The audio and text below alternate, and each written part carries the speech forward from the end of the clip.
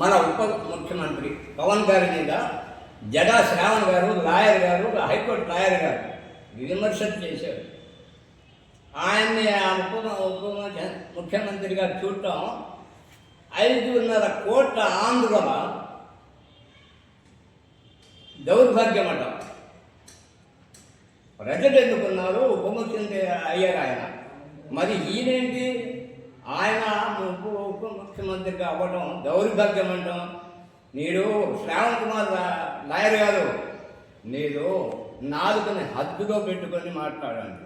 నీ స్థాయికి మించి మాట్లాడుతున్నారు. పవన్ కళ్యాణ్ గారిని విమర్శించే నైతిక హక్కు మీకు లేదు.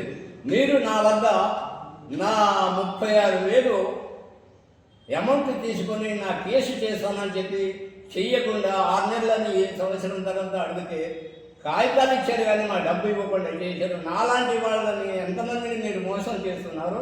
నీ మోసం ముందు మీరు గుర్తుపెట్టుకోండి. గురివింద కింద చిన్నగా నడుపుందనేది దానికి తెలియదు. అలాగే మీరు కూడా మీ వెనక ఏముందో చూసుకొని మాట్లాడాలని నేను కోరుకుంటున్నాను. మిమ్మల్ని ఇప్పటికీ మీరు అంటున్నాను, కానీ మీకు ఆ సంస్కారంలో ఒక ఉప ముఖ్యమంత్రి 5.5 కోట్ల ఆంధ్ర ప్రజల ముఖ్యమంత్రి, ఆయన్ని మీరు నువ్వు అని సంబోధిస్తున్నాము. నీ సంస్కారం ఇక్కడే బయటపడుతుంది. కాబట్టి లాయర్ గారు, జడా శ్రావణ్ కుమార్ గారు, కొద్దిగా మీ స్థాయిని తగ్గించుకొని మాట్లాడండి. నీవెక్కడ ఆయన ఎక్కడ, నక్కకి నాగలోకానికి పోలిక లేదు. కాబట్టి మీరు నీ దగ్గరకు వచ్చి ఎవరైతే బాధితులు ఉన్నారో వాళ్ళకి న్యాయం చేయండి.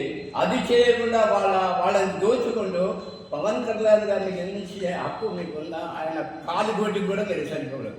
కాబట్టి భవిష్యత్తులో ఇలాంటి అవాక్కులు చెవాక్కులు పలకుండా మీ డ్యూటీ మీరు చేసుకుంటారని నేను మిమ్మల్ని కోరుతున్నాను. అంతేగాని ప్రజాస్వామ్యంలో ఆయన ప్రజలు ఓటు వేస్తే గెలిచారు పవన్ కళ్యాణ్ గారు, వాడు ముఖ్యమంత్రి అయ్యారు.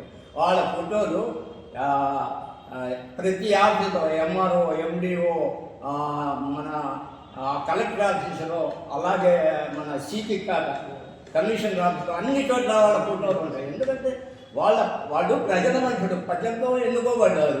వాళ్ళ ఫోటో పెట్టకుండా మీ ఫోటో పెట్టాలా? పోనీ మీరు ఉప ముఖ్యమంత్రి రండి, మీరు ప్రజల్లో ఎన్నుకోబడి మీరు అయితే మీ ఫోటో కూడా పెడతాం. మీకేంటండి, ఎందుకండి మీకు దుర్ద?